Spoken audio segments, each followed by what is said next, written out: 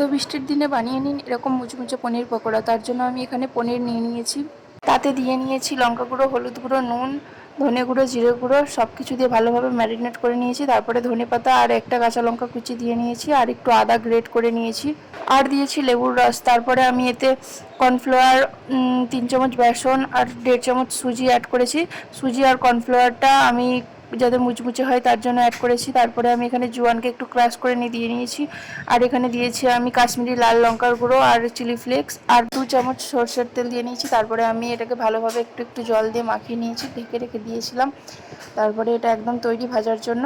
জলের পরিমাণটা যেন খুব বেশি না হয় সেদিকে খেয়াল রাখতে হবে। মোটামুটি পনিরের গায়ে সব মশলাটা যেন লেগে থাকে এরকমভাবে করে নিতে হবে। তো ক্রিস্পি হওয়া পর্যন্ত ভেজে নিয়েছি। আমার পকোড়া তো তৈরি হয়ে গেছে। তো আমার চ্যানেলের নতুন বন্ধু হয়ে থাকলে অবশ্যই আমার চ্যানেলটিকে সাবস্ক্রাইব করে আমার পাশে থাকুন। আর ধন্যবাদ ভিডিওটি শেষ পর্যন্ত দেখার জন্য।